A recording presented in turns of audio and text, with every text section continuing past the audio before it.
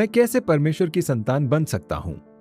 इस वीडियो के माध्यम से हम आपको इस प्रश्न का उत्तर देंगे। परमेश्वर की संतान बनने के लिए हमें यीशु मसीह में विश्वास करने की आवश्यकता है। जैसा बाइबल बताती है कि परंतु जितनों ने उसे ग्रहण किया उसने उन्हें परमेश्वर की संतान होने का अधिकार दिया। मैं तुझसे सच सच कहता हूं, यदि कोई नए सिरे से ना जन्मे तो परमेश्वर का राज्य नहीं देख सकता है।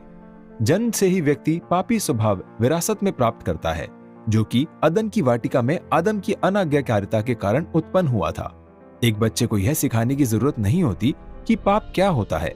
वह स्वभाव से ही अपनी गलत इच्छाओं के पीछे चलता है, जैसे कि झूठ बोलना, चोरी करना और घृणा करना। परमेश्वर की संतान होने की जगह वह अनाज्ञाकारिता और क्रोध की संतान है। ऐसे जन परमेश्वर से दूर नरक के भागी हैं। परंतु धन्यवाद हो कि परमेश्वर ने, जो दया का धनी है, अपने उस बड़े प्रेम के कारण जिससे उसने हमसे प्रेम किया, जब हम अपराधों के कारण मरे हुए थे तो हमें मसीह के साथ जिलाया। अनुग्रह ही से तुम्हारा उद्धार हुआ है। हम कैसे परमेश्वर की संतान बनाए गए हैं? हमें यीशु को विश्वास द्वारा ग्रहण करना चाहिए। तो यीशु में हमें क्या विश्वास करना चाहिए? पहला, परमेश्वर की संतान को यह पहचान करनी चाहिए कि यीशु परमेश्वर का पुत्र है जो मनुष्य बना। वह पवित्र आत्मा की सामर्थ्य से कुंवारी मरियम के द्वारा उत्पन्न हुआ। इस कारण यीशु ने आदम के पाप के स्वभाव को विरासत में प्राप्त नहीं किया, इसलिए उसकी पूर्ण आज्ञाकारिता आशीष लाती है। हमें पाप से फिरना चाहिए और मसीह में क्षमा मांगनी चाहिए। दूसरा, परमेश्वर के संतान यीशु पर अपने उद्धारकर्ता के रूप में विश्वास करते हैं।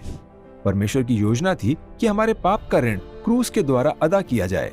मसीह की मृत्यु उन लोगों को जो उसे स्वीकार करते हैं पाप की सजा और शक्ति से आजाद करता है। उसका पुनरुत्थान हमें धर्मी ठहराता है। आखिर में परमेश्वर की संतान यीशु को प्रभु जानकर अनुसरण करते हैं। यीशु उन सभी का मार्गदर्शन करता है जो उसे स्वीकार करते हैं। वह उन सब का न्याय करेगा जो उसको अस्वीकार करते हैं। परमेश्वर के अनुग्रह द्वारा हम परमेश्वर की संतान के रूप में नए जीवन के लिए नया जन्म लेते हैं। केवल वे जो यीशु को स्वीकार करते हैं परमेश्वर की संतान बन जाते हैं। परमेश्वर की संतान बनना।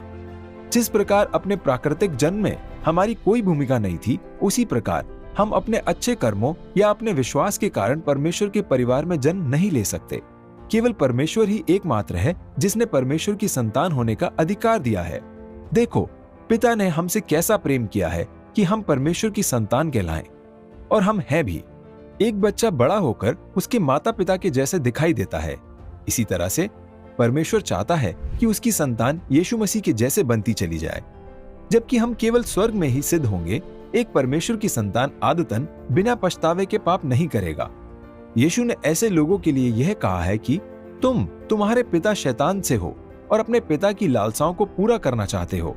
दूसरी तरफ परमेश्वर की संतान पाप से होने वाले आनंद की लालसा की चाहत नहीं करता, बल्कि अपने पिता को जानने, प्यार करने और उसकी महिमा करने की इच्छा रखता है। परमेश्वर की संतान होने के पुरस्कार अथाह हैं। परमेश्वर की संतान होने के नाते हम उसके परिवार का हिस्सा हैं। हमें स्वर्ग में एक घर मिलने की प्रतिज्ञा दी गई है और पिता के पास प्रार्थना के द्वारा परमेश्वर तक पहुंचने का अधिकार दिया गया है। पाप से पश्चाताप करने और मसीह में विश्वास करने के लिए परमेश्वर के आह्वान का उत्तर दें।